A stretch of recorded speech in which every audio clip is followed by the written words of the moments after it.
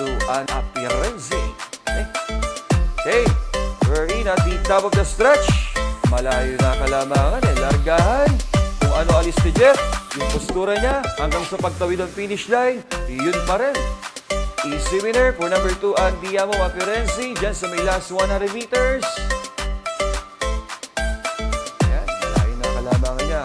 Over number 6, Flattering You, na siyang ating unofficial second placer. At pakuha na ng tersero pwesto dyan yung uno, na si Sophisticated. Tignan natin yung ating magiging datingan. Runaway winner number 2, Andiamo Apirense. So 2,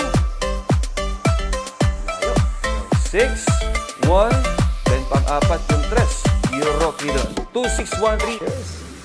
Yung sumugod to, kumuha ng unahan si Authentication sa Balayong Kalamangan, over Sound of Silence, na siya nagdala ng bandera for race, pero spent na rin siya. At dito nga, down the stretch, lalong lalayo pa ang Kalamangan yan. Authentication, salya naman si Dodong. Diratsa ka pa rito. Sawa. Tatlo. Tulak-tulak na. Authentication. Sige, dati natin 5,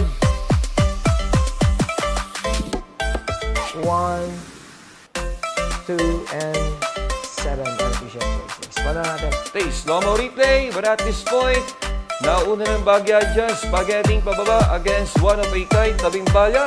At yung ating eventual winner, nasa tercer pwesto na in green cap. That is iShot. Doon pa lang, paglagpas ng medya mili, nagpaparemate na ito from last to first. Yung ating unofficial winner, iShot. Dyan sa may last 100 meters, pakuha na lang unahan yan. iShot in 3 wide. Then in the middle, yung in white silks, that is spaghetti pababa. At dyan, lalampas na yung iShot over is spaghetti pababa. Tignan natin, magiging datingan. So 9, 5, tapos 4, then 4A. Then lalabas pang-apat, yung pang-limang 3 na si Vitrius. So 9, 5, 4, 3 para sa ating quartet. Nauuna pa rin, Blue Thunder over number 5 heavyweight. Nasa labas yung Mandatum. At sa kalabas-labasan naman yung ating eventual winner na si Antonio De La Mugis. Sa parter niya, nagpaparimate rin ang galing pa ito sapatos sa pinakahulihan. At eto, sa may last 100 meters, still ahead, Blue Thunder over heavyweight. At eto, eksakto nito ni Jomer M.S. Torque on top of Antonio De La Mugis. Doon sa may last 50 meters, mauumuso niya na si Blue Thunder. At yan, tigit tayo sa pang-apat dito So, unang tatawid ng finish line 7. Tapos sa East, then 3. At yun, mukhang nakuha naman, hindi siya ang ika-apat na pwesto over heavyweight. Okay? Pero dun sa half mile, kumukusa kumuha ng unahan. Na-irate na maganda ni Allison, challenge here coming from Captain Alice, talibban ng Nards 23. Sabi ko maganda pagkakarate ni Allison kay every sweat counts. Dito, mga 2.5 lines na kanyang Kalamangan over Captain Alice, Nards 23, and Sartorial Elegance.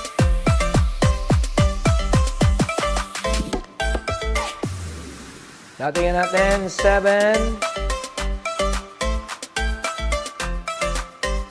1, 10, 5 unofficial places. Para rin natin kung ano replay.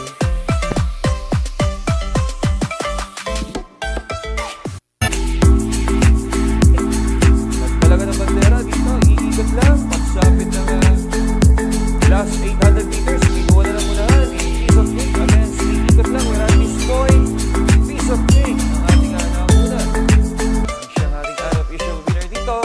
At dyan, pakuha na ng segundo pwesto dyan. Yung 4 sandals sa kalabas-labasan. Tabing baya, iikot lang. Kung mahabol na dyan yung uno.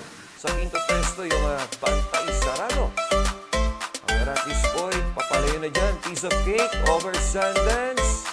Iikot lang, Bantay Sarado. Tingnan natin magiging datingan. So 3, 4, 1, and 6 para sa ating quartet unofficial placings. My Star over Kentucky rin. Kala natin yung remate dyan ni Kentucky rin. Kukuha na ng unahan against Meister. Pero meron pa Dyan sa may last 100 meters, may final verse pa. Itong si My Star over Kentucky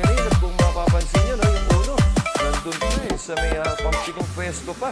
Ang layo masyado pinanggalingan nun. I tell you, biglang bubulusok yun sa may last 75 meters. At dito nga, still ahead.